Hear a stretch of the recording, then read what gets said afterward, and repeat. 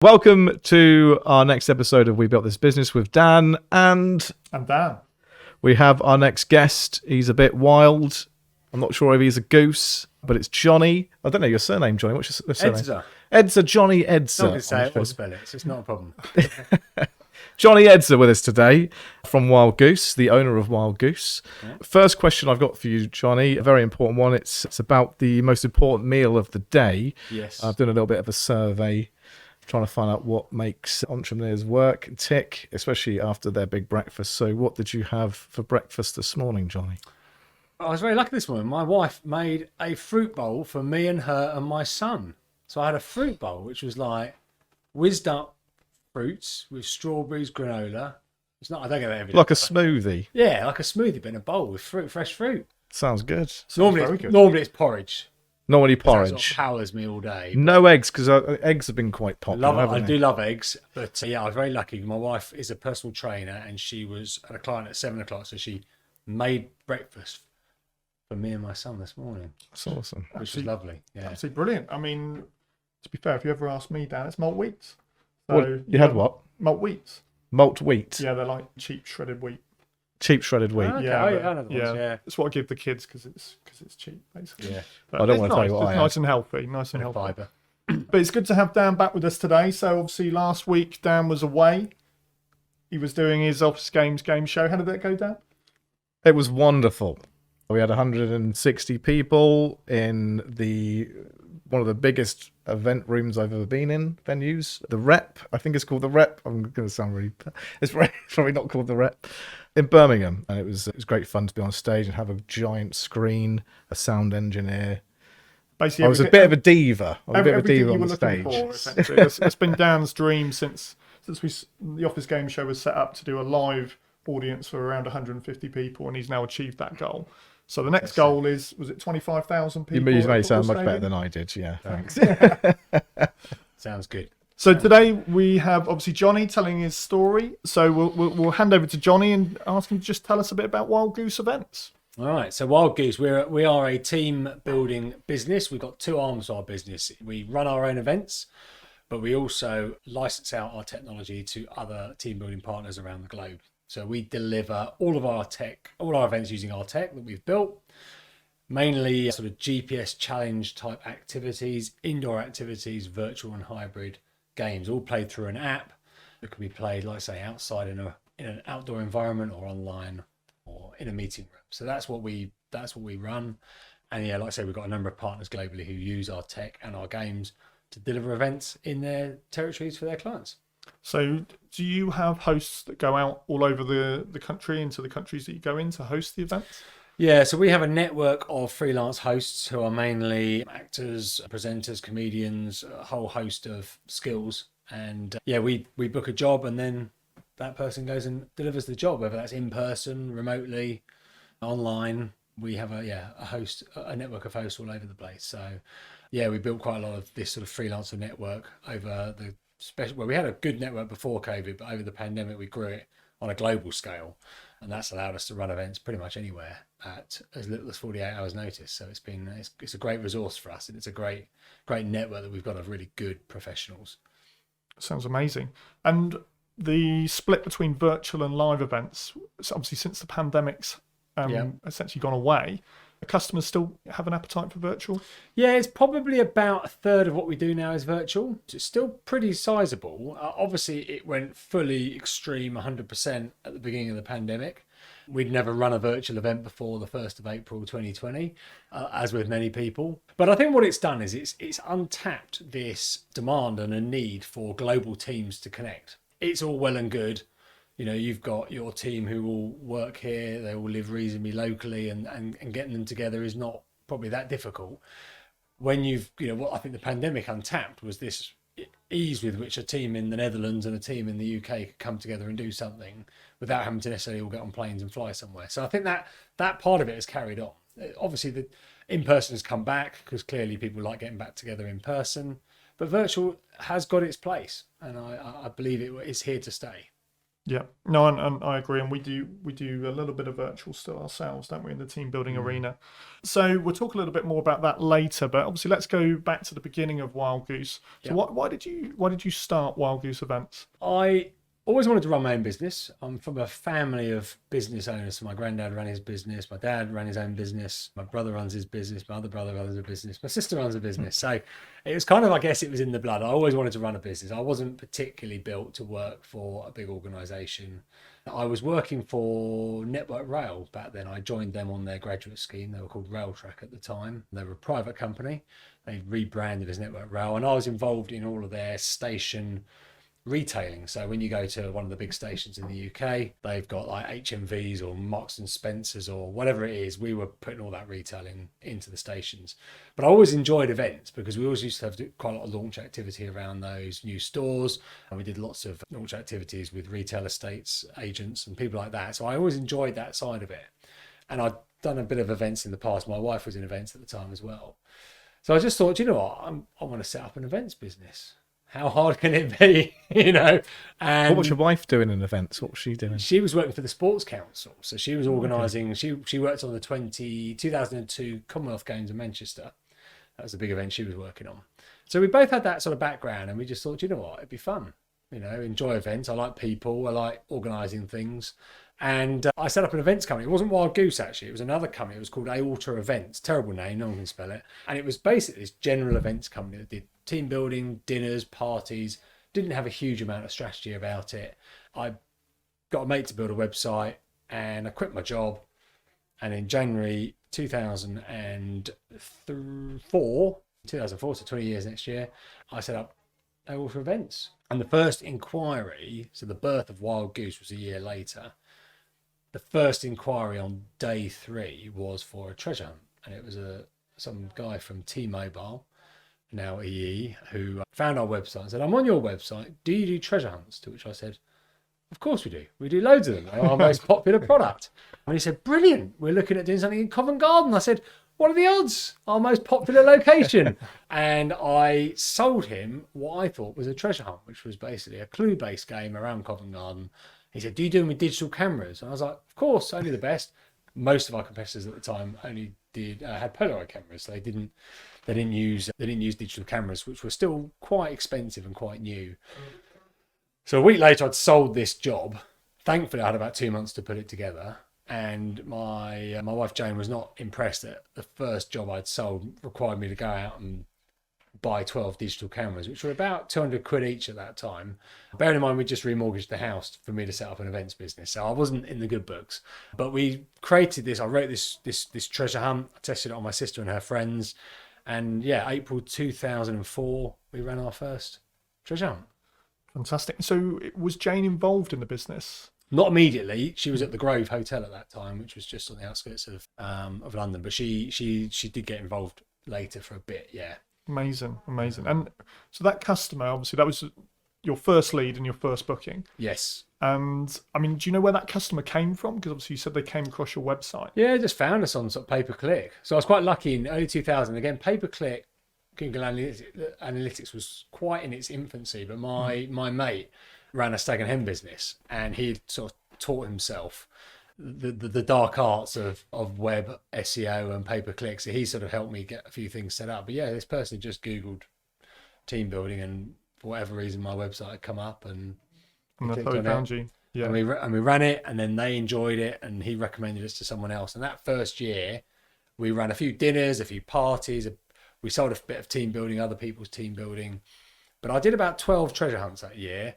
And by Christmas, I was like, I love these treasure hunts because I like history, I like learning about places, I like traveling, I like exploring. And by the end of that year, I thought, do you know what? There's something in this treasure hunt business. I quite like this. I was making the most margin on it because it was my product. So rather than selling someone else's, I was running it myself. And I loved that. I just thought, yeah, this is great. I should set up a separate brand very targeted towards treasure hunts because no one else is really doing it that well. And you've got 12 digital cameras you need to use. I've got 12 digital cameras I've got to use. So I set up, my mate was in sort of branding. He just set up his business, marketing business, and he's came up with a few names. Wildgoose stood out just immediately. Wildgoose treasure hunts because we send people on Wildgoose chases. I was like, love it. Let's go with it. And by the sort of the spring of 2005, Wildgoose Treasure Hunts was born. Brilliant. And that came from demand, essentially. From demand and me just saying, do you know what? My wife Jane thought I was mad. She was like, treasure hunts, really? What are you on about? And I was like, nah, do you know what? I think it's good. And that following year we did 75. So we went from 12 to 75. And the following year we did about 125. And then, it just grew and grew and grew to such a point by 2006, 7, we stopped everything else. We were just like, let's just do this because we're good at it. I love doing it. And it's great fun. And so Wildgoose is what it was. I mean, that demonstrates two really key entrepreneurial traits. The first one is just doing it.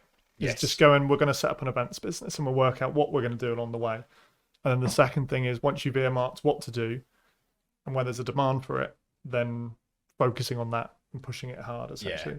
Yeah, because we were still, we had 3 of us at the time. My sister was working for me and we had someone else. And being focused just on that one thing and doing it really well was definitely a good lesson, I think. So, Jonny, growing up, did you have any other entrepreneurial traits? Like, did you set up any other small little businesses while you were younger? Or do you know, I was always working. My parents, I definitely credit my parents with instilling a really good work ethic in me. I was always, nothing was for free in our house. You had to work for everything, whether it was a packet of panini stickers or a couple of quid to go to the school fete. You had to work for it. You had to do jobs. If you do this, I'll give you that. And that was very much came from my parents. So I was doing paper rounds. I was working for my brother who was setting up a landscape business. So I was sort of labouring for him. I worked for my dad who ran a computer simulation business. I'd do a lot of cold calling for him in the summer during the school holidays. At that point, you could phone up a switchboard and ask for the name and address of the ops director so that my dad could then write a letter and send it to them about his latest service. So I'd do a lot of cold calling and stuffing envelopes, and it got me used to speaking to business people, presenting yourself as being older and knowing more than what you actually knew at whatever 15, 16.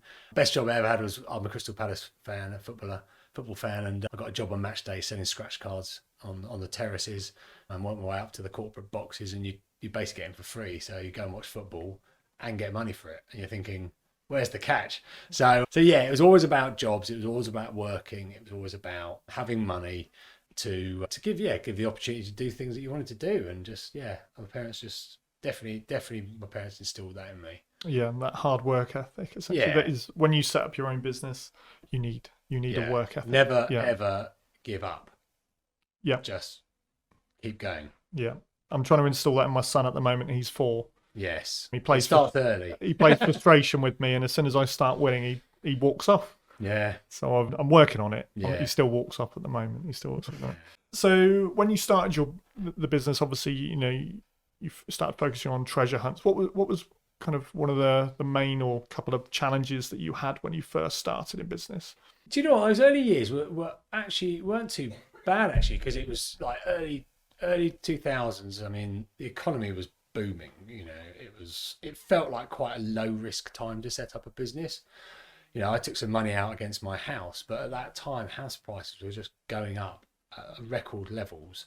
This is all pre-financial crash in 2008, and so it felt relatively low risk. I didn't have any children at the time, and my wife and I, she had a good job, so we kind of, it felt fairly risk free, although it wasn't risk free. I think that's just the attitude of someone, of entrepreneurial people. You always see it as low risk, and it actually is. There were certainly a couple of challenges. One is I broke my leg in 2007 playing football, and when you run a small events business where you're the main presenter, that presents a certain amount of challenges, especially when the events that you run are generally mobile by nature. You're walking around city centres, and so I broke my leg. But again, it turned out to be a really good opportunity, because I got to a point where I was getting quite a few people phoning me up saying, I want to do one of your treasure hunts, but my budget's really small, or I don't really need you there, which I took quite a lot of offence to. I was like, what do you mean? What's wrong with me? But what I realised when I broke my leg, and it was quite a bad break, so I had to take about a week out of work, and I sat there on my bed thinking, right, it's the first proper break I've had in 3 years since I'm setting my business up. And at that time, automated text messaging was just starting to emerge. So we take that very, it's old school now, but back then it was quite cutting edge. So I came up with this idea of this self-managed game called the Takeaway, Wildgoose Takeaway. And the idea is that you could book one of our treasure hunts, we'd post it to you, and it would use an automated texting system. It was about the time of the Da Vinci Code, so everyone was really into sort of code breaking and stuff like that. So we had this, you had to create a 6-digit code, answer all these questions around somewhere like Covent Garden, crack this 6-digit code, and the texting would tell you whether you got the code right and how long it taken you to do it. So if you were playing against another teams in your business or friends, you could compare phones at the end and go, haha, we got the code in 2 hours 10 and you took 2 hours 17. And that product came off the back of me breaking my leg, because I don't think I'd have taken a week to think about stuff. Just took me out of the business for a week, which doesn't sound long, but I came up with this idea, and I met someone who did texting, and we built this system with him. And I knew a guy who did a lot of printing and dispatch, and he did all the printing and dispatch. And we sort of set up this whole new arm to our business in a couple of weeks. Wow. So yeah, sometimes out of adversity comes good stuff. But yeah, that was certainly a challenge. That was a big challenge in 2007. And then 2008, obviously the financial crash happened, and that was really scary, actually. Did that have a big impact? Well, no, because the year before we set up the Takeaway. So what happens I'm a big believer in economic uncertainty, and we're seeing a bit of that now. People still want to do team activities. They still want to get their teams together. They just want to spend a bit less money doing it. And what we realised with the Takeaway is that we could offer people 2 options. You could either have the fully managed solution where we'll turn up, provide the digital cameras, or you could do it yourself. And your do it yourself was about 1/3 of the price. So we actually found our net profit in the year of the year of the financial crisis stayed the same. And we knew a lot of events businesses that went to the wall. I remember speaking to one client, and her 75% of her business was with Royal Bank of Scotland, who obviously just went bang overnight, So she went out of business, and that was another vital lesson: is don't have too many eggs in one basket from a business perspective. So that was quite scary, but actually didn't harm us too badly. We had to work twice as hard, mind, but it didn't, purely from a financial perspective, we got through that fine. Yeah. So that was definitely a challenge in 2008, straight 9. Yeah, scary time. I mean, I wasn't running a business at that time, but yeah obviously you can imagine corporate events world. There's a lot of companies were pulling back out on everything, let alone entertaining their own staff. Yeah. When banks are going out of business, you know that something's going massively wrong. So yeah, it was not an easy time. So was that what inspired the move into the US? So I know in 2016, was it that you started almost diversifying into other markets? Well, no, a bit before then. We launched our first app in 2011. That's where we wanted to use tech to change our product. And we had a really good period of growth for the next 3 or 4 years, from 2011 through to about 15. We were growing, 30 or 40% a year, because we had this new tech, and we were a bit ahead of everyone else. We were starting to licensing it to other companies because we were getting other businesses. And a big partner came to us in America, and he licensed our app and wanted exclusivity of America. And we said, okay, we don't mind doing that. And then I guess it was probably a bit of the entrepreneurial, I don't want to say ego, it's not ego. It was just that sort of, we can crack America, surely, because we were really nailing it here in the UK. It was going really well. It was growing well. And it was just like, America, if we can do it there, then, that's a real show of intent for us as a business. We're up to, crikey, probably 20 odd staff at that point. Yeah, just saw it as a challenge, I guess. Just as an opportunity. Our partner there was selling a lot of our product. We were looking at lots of other people out there who were doing what we were doing, and our tech was far superior, we always felt. How hard can it be? We thought. So yeah, 2016, January the 4th, 2016, I know that because it was my daughter's birthday. I landed in New York. It was freezing cold. If anyone who's been in New York in January will know it was like bone cold to the bone cold. And I just started to go to networking places and got introduced to lawyers and all the professional services to set up a business there. Very bureaucratic America. But yeah, by June we were trading. June 2016, 2 of my team went over there. We got visas for them. one on sales, one on ops. I'd have probably liked to have done it myself, but didn't want to move the family there. My kids were, were settled, just starting school. So sent 2 colleagues over who were brilliant, treated it like their own business. And yeah, that was 2016. It was a crazy time. And is it still going now? Yes, yeah, absolutely. Yeah. We haven't got anyone on the ground there because with COVID, the people moved back and all sorts. So it's changed a little bit. But yeah, I guess and 2016 was a really challenging year. And I guess this is another lesson is sometimes when you run a business, you can bite off more than you can chew because you've just got that natural drive for the next thing. Probably 2016 was a year where I think we bit off more than we could chew because we brought on another 10 people in the UK. We took on an office in London and we opened up in America. And from a financial perspective, it stretched us to the limit. It was really, really tight. Is this cash flow wise? Cash flow wise, my focus. I was going to America 4 times a year. We were setting up there. We suddenly realised that America is actually a very different customer. I mean, we speak the same language, but we're so different in so many ways from how we do business. It's obviously a massive place as well. So, one thing driving 2 hours, I mean, you could pretty much drive anywhere in England within 3 hours, can't you, to run an event. That is not the case in America. You maybe fly 3 hours and you don't even get across the country. So from just a pure scale perspective, America was just very challenging. And yeah, everything cost more than we thought. I mean, it's just hiring an office, healthcare, wage. And we did the wages. I mean, bless my 2 members who went over there. We did it on a shoestring, and they, within 6 months we realised we were massively underpaying just for cost of living in New York. So we just underestimated how big a job it was, and it's hard because I wasn't out there doing it myself. So it was, you're one step removed, and that's always difficult as well. And my 2 team members who went out there, trust them, they're brilliant, and they, like I say, they treated it like their own. But it's just a lot of pressure on the business. Yeah. Growth is expensive, draining cash. So challenging year. And obviously one of the challenges you earmarked was cash flow in 2019. So did that pull into that time period? Was it ongoing for a while? Yeah, well, 2018, basically we'd had 2 years of growth, and I got to the end of 2018, and it was really hard for me to admit this at the time, but it was the first time I fell out of love with my business. Now, Wildgoose is my first child. Anyone who runs a business knows what it's like to run your own business. It is your flesh and blood. It is your sweat, your blood, your tears. It is everything you put into this business. And 2018 was the first time I'd fallen out of love with it, because I was like, we've grown in America. We've got all these extra people in the UK. We're not really making any more money than we were. We were a bit more profitable, but it was much more risky because you've got 35 people we're employing at that point.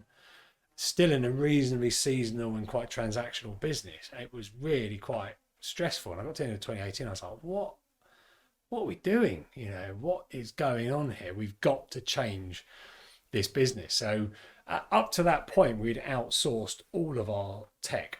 And Steve, our CTO, and another colleague called Ross, who's not with Wildgoose anymore, but they were running an agency who were basically supporting our app. They'd been involved in our first build of the app, and they'd sort of supported us in various guises throughout. We finally got to the end of 2018 when we said, look, do you fancy coming in-house? Because we want to scale the tech behind the scenes.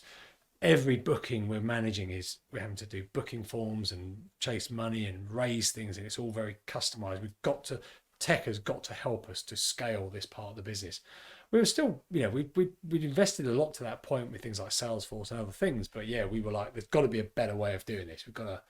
So we brought the tech team in-house, which was, again, a big investment for us. And through 2019, we basically rebuilt a lot of the architecture behind the scene on our tech. We wanted to launch online bookings for our products, which we didn't know whether that would work at the time. Not many people were taking online bookings for events. There's lots of things you could buy online, but not necessarily buying an event online. That was a bit pie in the sky.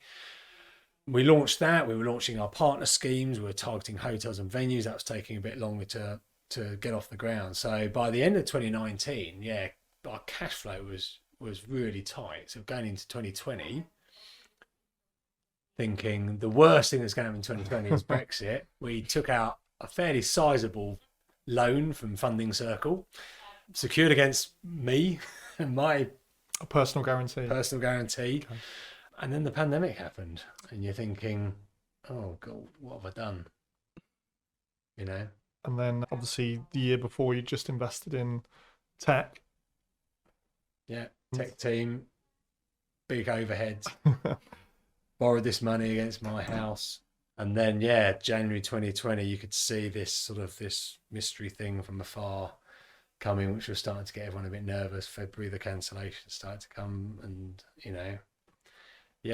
How did you initially, obviously when lockdown came, how did you initially deal with it? We were very decisive, actually, very quickly. So one of my two colleagues in America was quite challenging at that point, because one of them wanted to come home and do something else. So she was leaving our business in early March. She'd made that decision before the pandemic. And my other colleague, who's therefore the one left running the business over there, was 7 months pregnant and giving birth in May. So we're like, right, okay. And then obviously this thing was coming, COVID. We didn't really know what it was at that point. And I was like, right, I've got to go to America, because we've got to move the office out of Brooklyn. We've got to move it up to Connecticut, where Gemma lived. We've got to move all the stuff out of the office, because she couldn't do it on her own, because she was 7 months pregnant. Lucinda was leaving. And so I went to America, landed on the 1st of March, the day the first case of COVID was in New York City. And I was thinking, oh my goodness, am I going to get out of here? What's going to happen? We moved everything up to Connecticut. I got a flight back on the Thursday and got out of there, thankfully. So that was sort of that period then. And then we made a very, very quick decision to scale up the team, which was probably one of the worst days of my working life. And I remember the day because it was Friday the 13th of March. How can you forget? And we made everyone at Wildgoose who was under 2 years service redundant. We had to move quickly. We reduced our head because the problem was we made 90% of our profit from March to October, and I didn't care what anyone said to me, and everyone was going, "Oh no, blow over it. It'll only be a couple of weeks," my gut, and I know when you run a business you have to rely on your gut instinct sometimes, and my gut was just like, this is going to be a bigger problem than people think. We had 14 weeks of cash left, and I just thought, no, we've got to move quickly. So we made, I think it was, 15 people redundant on Friday the 13th, Monday the 16th. Is that right? Yeah, Monday the 16th was our last day all together in the office with the team that were left. And we said, right, we need to create some virtual products because people are going to be working remotely. Let's create some virtual products. It's something we'd sort of been thinking about before, not massively, but I'd known one other company that was doing it in America. I was like, I didn't know whether it was a good idea or not. And then we thought, do you know what? We've got 2 or 3 things we can adapt. We can create a quiz. We can create a sort of this activity game show type thing. And we had one other thing called the Daily Kickoff, which was this sort of 2-week game that ran. And within a week, we had these 3 products ready on the website, ready to sell. And I think we sold our first one the week later. So we'd sold our first virtual event before the end of March. Fantastic. It was an amazing, the team were brilliant. I mean, it was a hard time, obviously, for everyone, not just professionally, personally. No one really knew what was going on. The government was all over the place. Everyone was all over the place, and the focus from the team was just extraordinary, just to sort of knuckle down. We were lucky that the team we had left had a really good spread of skill sets. They'd all been with Wildgoose a reasonable period of time, but we had a good mix of sales, operations, marketing, tech. We could manage every aspect of the business, and that was really, that was obviously very fortuitous in terms of the position. And we obviously had the website where we could take online bookings. So again, that's something we'd obviously invested in the year before, not knowing this was coming, but hoping it would move in that way. And April was quite hard work because it was speaking to a lot of people about virtual events, and no one really thought it was going to be something they worry too much. Oh, we're just working from home for a few weeks, and I can't remember how long the lockdown was for the start with, wasn't it? 2 or 3 weeks. We don't need to worry about this because we'll be back in the office soon. We can all go to the pub and, we'll all laugh about it, sort of thing. So that sort of virtual event, but you could tell as the month wore on, it became more and more obvious that this was something that we needed to do. At the end of April, we hadn't made any, we were still losing money. So we then took advantage of the furlough scheme because obviously that was then a thing. So some of our team went on furlough. So yeah, we were literally down. I was the salesperson and we had a marketing person, 2 tech people, ops person, and a product development person. I think there was 6, 7 of us core who went on furlough. And it was like, right, May 2020, the goal is to break even. We can't have another month losing money. We've got to break even. And we had to sell, we had our licensing revenue, but we had to sell, I remember, like 40 grand. It's like, if I sell 40 grand, we'll break even. And it nearly killed me, but we sold 40 grand that month. And it was all like, I remember doing demos at 2 a.m. to clients on the west coast of America, just because, you literally time zones just blurred, didn't they? It was just like, if you're awake, it doesn't matter, And I remember getting to the end of May and we broke even. And that was a massive milestone because that was for us. It was like, right, we found a way to sort of survive. Make money in the pandemic. So by this point, how many virtual events would you say you were running, like a month? Oh, we probably would have run, I don't know, 20 or 30 that month, probably. Okay, something like that. It was quite early on. Really early on. Yeah, this was still quite. These are the early adopters. Yeah, who were going, yeah, we'll do this because we've got to support our teams, and then what happened over, I guess, the next 6 months was probably the most extraordinary period of my business life, where it was just, June, we did more. I wanted to do 10% more in June. We did, 12, 15% more, and then in July I wanted to do a bit more, and then that sort of August onwards, it was just. One of my team came back from furlough for a few weeks. He then had got another job in teaching, so he came back for 4 weeks, and then someone else came back, and someone else had just come on for the end of July, and she came on for 2 weeks before going off to have her baby. So we sort of dovetailed it in end of July, August, early September, where we had someone else in sales, not just me, because it was pretty full on. And then it just exploded. It was just the most extraordinary time. Was that when? So obviously by now we're like September, October time. So we're kind of like going back into lockdown again almost. Yeah. It was basically, it was more. They'd just done the eat out to help out. Everyone was enjoying lunch on the government, and then it's like, actually there's a spike coming and it's going to sustain itself. Yeah, and that's when it went absolutely whatever the word is, but what I mean, we set ourselves like, right, well, let's try and do 10% more. We hit our October sales target by the 10th of October, and then by November it was just like, and then we, November we turned our website off for 3 days because we just literally couldn't. Which is like Christmas stuff coming in at that point. Because obviously Christmas was cancelled by Boris at that point. So it's just this sort of growth. Christmas parties on Zoom. Yeah, and we were lucky because we had built out this freelancer network because we sort of saw it coming, not quite the scale that it did, but we, Paul, my head of events, was brilliant, and training freelancers and getting people on board with the tech and how it works. Obviously, we built all these systems the year before, which was really the thing that allowed us to do this. It's having that infrastructure, isn't it? Yeah, well, yeah.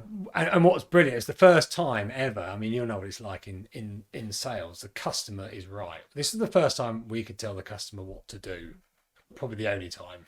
And I mean that in a positive, because we were saying we wanted people to book online. So January 2020, we launched our website with online booking, and obviously we took no bookings online before that point.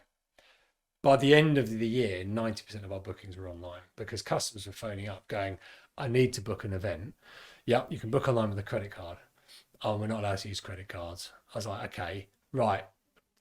We are flat out. I mean, literally, you'd miss 3 calls when you're on a call. It's like, I might get around to the booking form tonight by 11 o'clock, but I can almost guarantee by then the slot you want will be gone. So And I wasn't being arrogant salesperson. That was the truth. It was like, if you don't book it online now, I promise you within an hour it will be gone. They're like, really? I was like, trust me. I was like, I've never seen anything like it. So yeah, and then sure enough, 20 minutes later, you see a booking come online from that client with a credit card they'd somehow found. But it also actually helped a lot of people as well, because every company's teams were shrunk. They were on furlough, and so actually they were saying, yeah, I can book online with a credit card. That actually saves me the aggro of getting an invoice, because I've only got one person in the finance team and they're part-time and they're rushed off their feet. So actually I've got a credit card, I can book it. So we solved. It was good for us, but actually 9 times out of 10 it was good for the customer. It helped them to work in that way, in the way they needed to work, to be able to just get stuff done. They were given this job of organizing events for their remote teams. They didn't really know what they were doing. None of us really did, and this was one bit that just said, look, you can go online, it's booked in 3 minutes, you have all the confirmation, everything you need with the VAT receipt ready. And they thought it was magic. So it just yeah, right place, right time. I remember when I saw it, and I think I got a call from yourself. Yeah. And you said, yeah, you can just book, any event online, and here's the availability checker. And I was just like, this is exactly what we need, because we've got customers calling that want events, and we always have to then send an email to check availability, wait for that email to come back. Whereas on the phone, I could just say it's available. Yeah. And they'd be like, can I book that now? And I'd be like, yeah, that's fine, you can.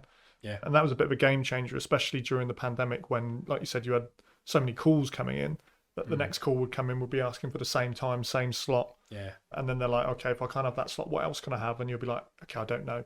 Yeah. Because you're the only one that has that system. Yeah. And I think it was also, what also made us feel really proud about that is that it gave a lot of companies. I had so many nice messages off business owners in our industry who they say, thank you, Jonny, and your team, because what you did actually created a capacity to actually service what clients needed. We've got 30 odd global licensees, are all team building companies in other countries, and they all, almost without exception, say, the tech and what we did and what we were able to help them with saved their businesses during that time. We gave them product to sell. And that was, I don't know, I get a lot of personal satisfaction from that we had product, we had things that worked, we had systems that made it easy for people. Everyone was under pressure, everyone was scared, everyone wanted to try and help people, and I think, in one small way we did a bit for that, for the events industry. And I think, we get a lot of satisfaction from that. It allowed a lot of companies to continue trading and keep paying their staff and keep paying their bills, and that was a good thing. Definitely. Did you take a lot of enjoyment from that busy period? It was the most exhilarating period of my life. I'm a sales guy, and when you're selling it like that, you actually had hot cakes, basically. It was the only time I had something that was. I can only imagine it's what happens when you create a record and you put it online and it goes viral, or it goes. I can appreciate that, yeah. It's the only way I can explain it. We had the hottest ticket in town. We had the capacity to cope with it. We had the systems to deal with it, and we just couldn't sell enough of it. Yeah. That's the only regret. Because I think if we carried on selling it, we would have just carried on selling it. If you had unlimited capacity. Yeah, that's how we turned the website off for 3 days, because we just, we were taking bookings, and my head of events, Paul, said, look, we just got to get everything scheduled correctly.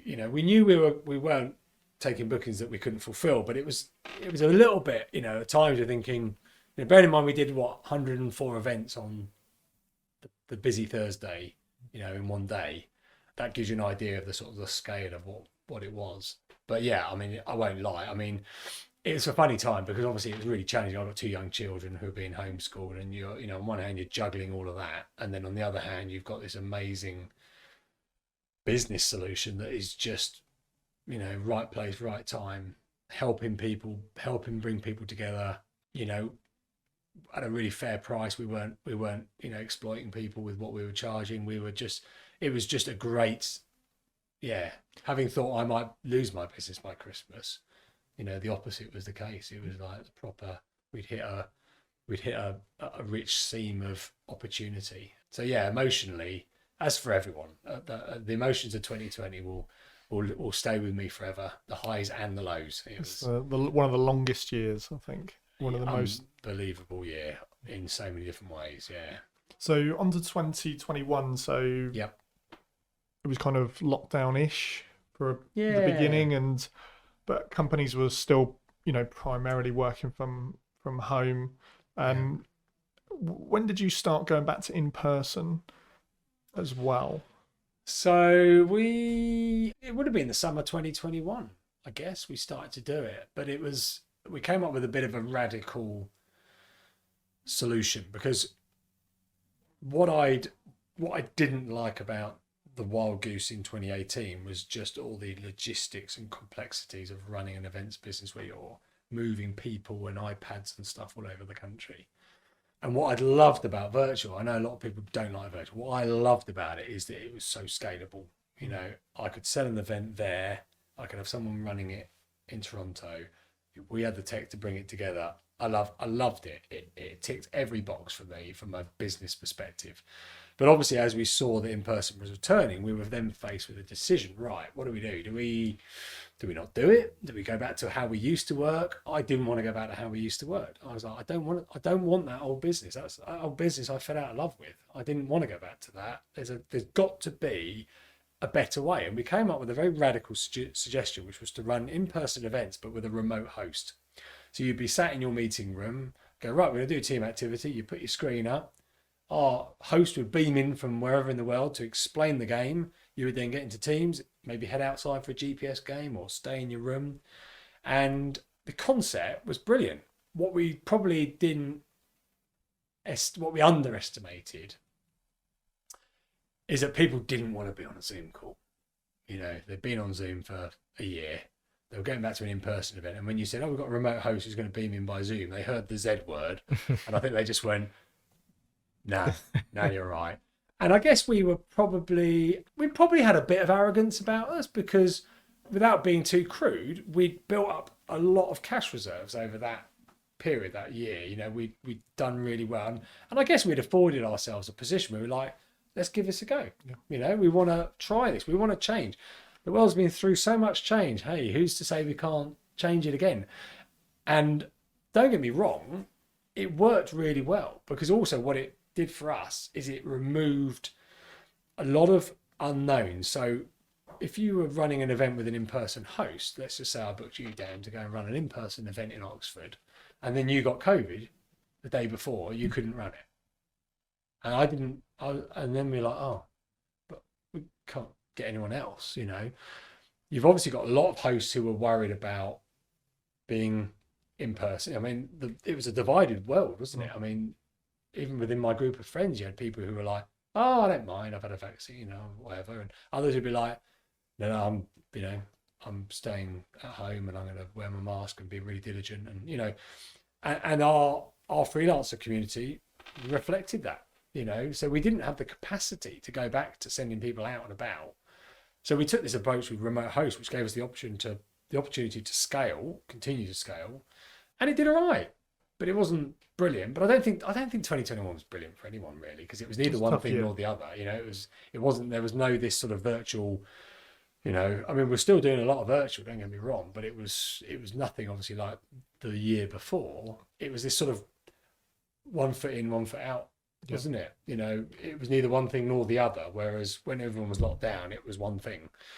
So it was a hard year, but it was still a good year for us. We still managed to grow the team, and we invested a lot in the team that year. We continued to invest in the systems. We wanted to make in-person work in the way that it had worked for us in the past. With virtual. And obviously that year as well was difficult, because, for example, Christmas was going to be a bit of a virtual experience, and then Boris cancelled Christmas. Yes. And then it became a Christmas rush, but it was a much more contained Christmas rush from what I remember. Yeah, it was a much shorter lead time. Again, it was our second. So Christmas traditionally was never a massive time for us, because you know, our core headline products of GPS games outside. Funny enough, people don't really want to charge around London, you know, In the snow. at 2 degrees when it's raining. So Christmas has never been massive for us. So when Boris made those announcements, you just saw the spike, you know, the sales spike go again. I remember that. Yeah. And it just literally was like bang. And we were ready for it because we kind of suspected it would happen. We were ready for it. And again, big. We actually sold more events that Christmas than the previous Christmas. What was the record for the number of events you did one day? I think 104. It was 104 Yeah. again. We did 104. Was it 104 that year? And maybe it was 100. But we did 32 concurrent events at the same. That was 32 at the same time as our record. I think about 4:00 on that Thursday, we had 32 events happening globally at the same time. How were your servers coping with that? Very well, because they were built to scale. So our tech team did a very good job. Good. Just kept just going and going and going. And it was just So it was a really good Christmas from a trading perspective, but it was a funny old year. Yeah. It was another long year where nothing was certain. Nothing was. You couldn't do any business planning. No. And you just had to pretty much just bounce from one nightmare to another. Yeah. Sometimes it was like and I felt really, really sorry for so many people in the events industry, because, you know, if you ran a hotel or venue, you really were pinning your hopes on Christmas and meetings, and of course that just goalposts kept getting moved and changed. And I mean, like I say, we were one of the few beneficiaries from what happened in the pandemic from a business perspective. I can't imagine what it would have been like to be in a business that was really 100% reliant on people getting back together again with no alternative, and to have that sort of rug pulled out from under you must have been really, really demoralising for so many people. Definitely a tough time. I mean, 2022, obviously February, March time, I think we noticed the impact. People stopped almost booking virtual with us overnight. Like, we were getting emails from people saying, this is our last virtual event. Very excited about it. Excited about it. And we were like booking a party to celebrate. How did that transition happen for Wildgoose? 2022, again, funny year for us. I think this is where we were victims of what we do with our tech and what our approach is with remote events. Because I think, again, remote hosts, again, we were a little bit stubborn about it with remote hosts. We were like, look, you know, we want to do a remote host. If you want an in-person host, we'd refer them to maybe one of our partners who uses our tech, and they would deliver. So when you say remote host, what does that actually mean? So they mean? beam in via video link to brief the group on a big screen. Okay. So we're not there. We carried that on in 2022. We lost a lot of work because of that, and that had quite a material impact, I think, in terms of our sales, because actually we underestimated how sick and tired people were of virtual events. Maybe we were living in a little bit of a bubble because of what we did and how we, were speaking to so many people who work remotely, and they were fine with it all. So we stuck to our guns last year, and it probably had an impact on us in terms of sales. And we started to see kind of by the end of the year, towards the end of the year, we were thinking, right, what do we do here? Do we change the model? Do we go back to how we used to be? What do we do? What's the future of the business look like? Is it going to be, are we going to just have to accept that this is how in-person events are going to be, and we just got to go back to how we're going? But I just didn't want to do that. I didn't have a passion to do that. We have since introduced on-site hosts, but you can't book them online. It's based on individual quoting, and we generally will do it in the UK, but nowhere else. We can't really offer it anywhere else, on-site hosts. Interestingly enough, the remote hosting actually, in some respects, is quite nice because it's much lower cost for people. The financial turbulence of the last 6 months has actually, we've done more and more remote hosts because people have gone, actually, we want a host there, but we're quite happy to not pay for it. The budget is leading more than... The budget is leading us towards this. Yeah. And of course, now we've got so many more testimonials on our Trustpilot about people who have had such a superb experience with our remote host. you know. So it was it's still, I think, a really good So concept. you're kind of at the beginning. Yeah, again, it could be the beginning of Maybe. that being normal. Maybe. And I think what we're seeing is larger groups want someone there, smaller groups are maybe happy to have a remote host. And because we lost a lot of work with larger groups, that's probably what made 2023 a bit of an average year for us. Whereas for many people in the industry, especially in the team building, 2023 was one of their best years ever. You know, it was this return to in person and almost money's no object. We just want to get the teams back together again for the first time in 3 years, and we want to have a summer event, you know. So that, you know, for us, that last 2022, I keep saying 2022, 2023, I get my years mixed up. 22 was not a great year for it. It was all right, but for everyone else in our industry, I know it was a great year, you know. So we almost did it the opposite way around. You know? And I imagine the sort of future of Wildgoose now it's going to be tech still as the focus.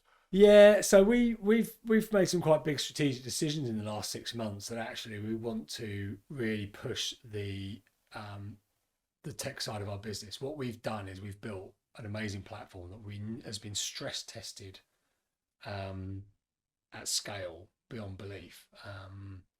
We've got a great product. We've got some great tech solutions that allow customers to sell events, deliver events, build their own products. And that's going to be continually our main focus. So we are probably less and less. We're still running events, but that will become a smaller part of our business. The bigger part is actually about, look, we've got these solutions. How do we allow you to implement these in your business to allow you to benefit from the scaling that we've managed to really benefit from over the last 2 to 3 years. So we're testing a few things with some of our global partners at the moment in terms of our online booking systems and, you know, operational management and all of these things that we've created in house with our tech team, and we're pushing that more and more. So I think, yeah, the future. The word pivot's been overused a bit in the last 3 years, but we're sort of going to pivot a bit more in that direction, I think, and you know, that's something that I think as a business will provide that baseline of revenue that we need, because it's still, you know, our business is still a fairly, you know, still seasonal, still a bit transactional, and but the licensing revenue is good monthly recurring revenue that we can grow. Yeah, I think increasingly we see that as the future of the business. Yeah, I mean, it's been an amazing story over the last just couple of years, let alone the previous 17 years as well. So is this your 20th year, did you say? Next year will be our 20th year. Yeah. And, you know, surviving 10 years is 95% of businesses don't. Yeah. So to get to 20, I think it's always been about innovating. You know, innovate or die is my mantra. You know, the minute you stand still is the minute you're going backwards. And I firmly believe that is our mindset. You know, the minute you think you've cracked it in business, it has a nasty habit of biting you, and you then have to almost, you know, you've almost got to disrupt yourself. You know, the amount of times I've launched elements to my business which I thought might cannibalize my own business, but I'd done it. So like the takeaway, when I broke my leg, I was petrified that having a low-cost self-managed product would damage the higher paying customers. The reality is they're two very different customers. People who want a self-managed event are never, ever going to spend 3 times as much to have someone manage an event. They're just different customers, different buying needs, different category perhaps. So I thought it might disrupt this business, but actually in reality it just bolted it on. But that was a risk at the time. I didn't know that. When we launched the app, you know, it was a complete leap into the unknown. Opening America you didn't really know what you're doing, you know, you sort of leap of faith. So, and obviously COVID was a different story altogether, but it's just like, I think that innovation and just never been scared to rip up the rule book and go again. Yeah. I think that's one of the key messages from your story, I think. Constantly innovating, constantly going again. Yeah. And never been happy almost. Yeah. Yeah. You know, never been happy that you've done it. You've got to constantly think, right, what's next? Who's gonna launch something that could disrupt our business? I'd rather that be me than someone else. Yeah. That's very good point there. So where can people find out more about Jonny and more about Wildgoose events? Well, our website, wearewildgoose.com, is all of our products are there, all of our availability, everything we do. It can all be found on there. Fantastic. Lovely. Well, that's all from We Built This Business with Dan. I'm Dan. Thanks, Jonny. Thanks for having me. Thanks, Jonny. Take care, guys. Cheers. Bye-bye. Thanks for watching. I hope you enjoyed today's episode. We want to keep you up to date with all the latest episodes, so don't forget to hit that magical like and subscribe button, a bit like this one on the table. What is this button, Dan? This magical button can do anything you like. What would you like it to do? Like turn you into a chicken? Give it a go.